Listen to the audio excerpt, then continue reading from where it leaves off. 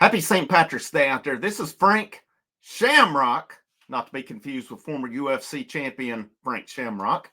But appreciate you guys tuning in. Happy St. Patrick's Day to you out there. We're going to talk some Tennessee baseball here today. A couple, I thought, pretty interesting things today. And we're going to kind of talk where they're at moving forward. Make sure you hit that like, that share. And if you have not already, hit that subscribe button as well. D1 baseball's finally come around. Tennessee is unanimous consensus, #1 across the board at this point. And, it's very well deserved on it. People said before the season, well, they're champ, they should have never dropped. I didn't have a problem with A&M being #1, but A&M they flopped so far. But, I wouldn't celebrate that yet. We saw it 2 years ago. Ole Miss, that 2022 Tennessee team went down to Ole Miss. They were #1. Tennessee swept them. They smoked them out of their building. Ole Miss struggled, barely got in the tournament that year.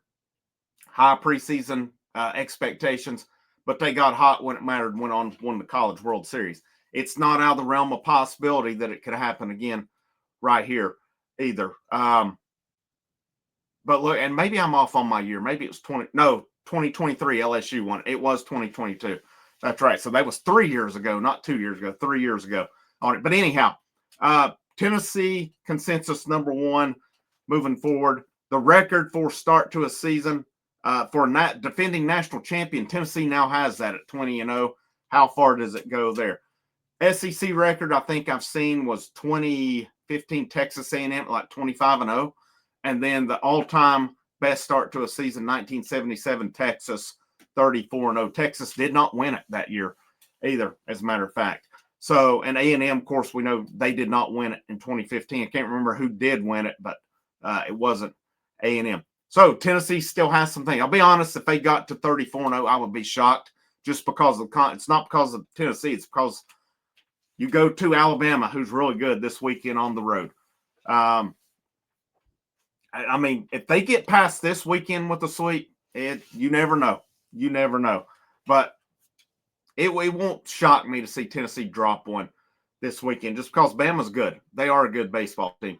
But consensus #1, and then the second part, Marcus Phillips, co-SEC pitcher of the week this week. He and Bobby Alcock from Alabama, who obviously we'll see this weekend. They split it. Both guys 7 innings. Alcock had 8 strikeouts. Phillips had 7 on it. Both of them, respectively. Tennessee held Florida. Bama held A&M scoreless in those outings. So both guys deserved it. Very well deserved on that for both of them. I think that's a hard one to pick, but definitely deserved. And I'll be honest, I'm done asking the question, how long's Marcus Phillips going to stay in this two slot? He's entrenched in it. Now, I needed to see an SEC play, and he turned in his best outing. My main concern with him the whole time was the walks, the wild pitches. That's what we saw last year.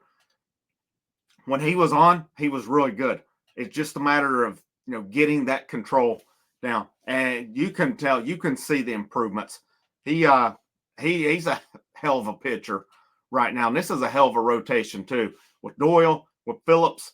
And I've been an advocate for this whole time. I think you roll Coons on Sunday and you address the A.J. Russell thing when it gets there. He's not going to be ready for a while anyway, based on what they've said. It'll be up in April before he's back, I think, in a live game. He's still throwing BP.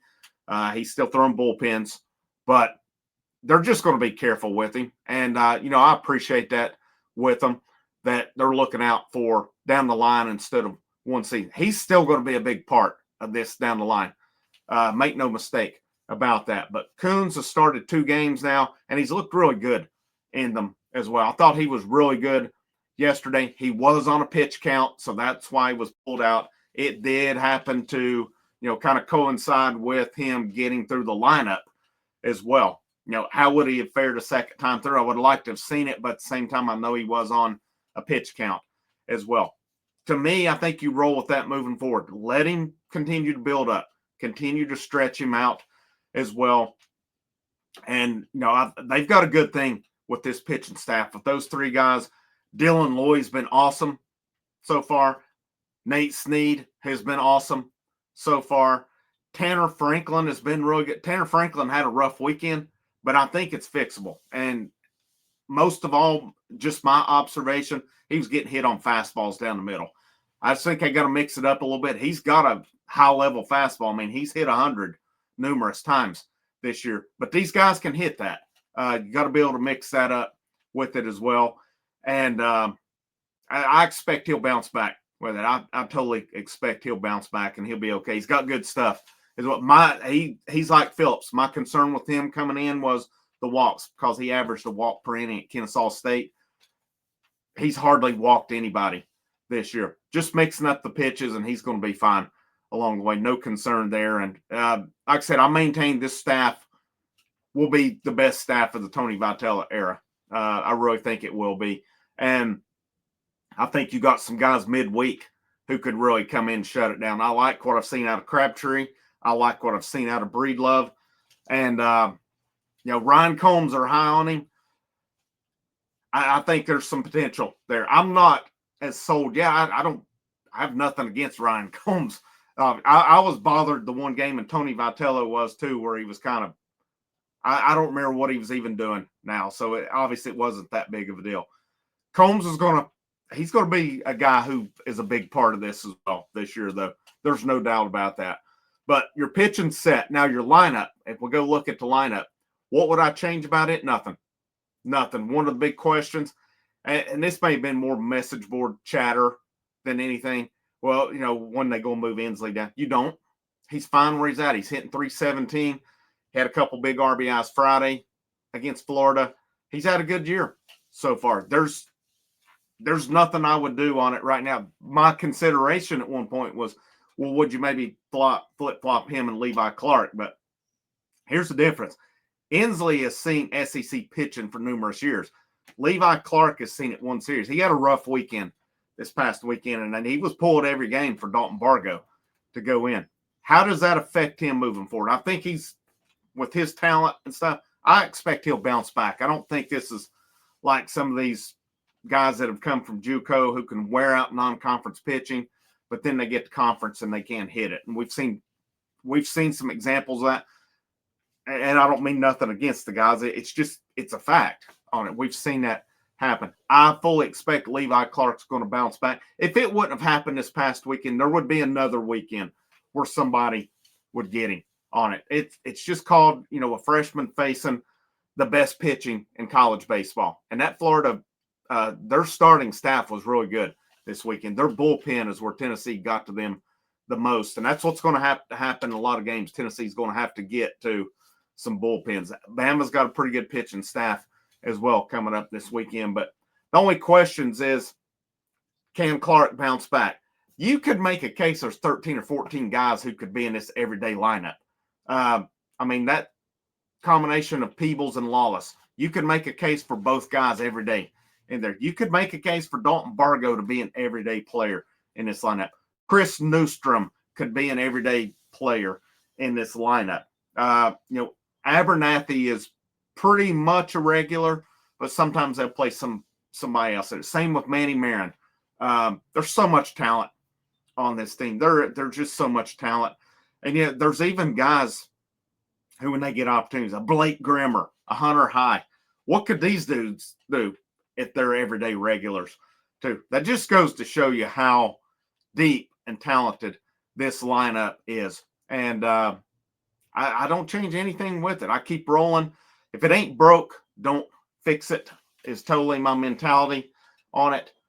If I were Tony Vitello, obviously I'm not. I'm a pretty handsome dude. I'm not near as handsome as Tony Vitello. Let's just go there. But all jokes aside, though, I'm not there every day. But when something starts, that's the thing about him. When something starts to not work, he's normally pretty good to change it along the way. We've seen it numerous times over the years. Yeah, that's where you went with the lineup last year. There were guys who non-conference were killing it. All of a sudden we got to conference and they couldn't already even put the ball in play. And that's where you kind of saw it narrowed down to Chapman, Bargo, and sometimes Cannon Peebles at DH. That really knocked a lot of guys out on it. But this team, everything they're doing, man. Their catchers have been great behind the plate. Josh Elander is going to be a beast as a head coach.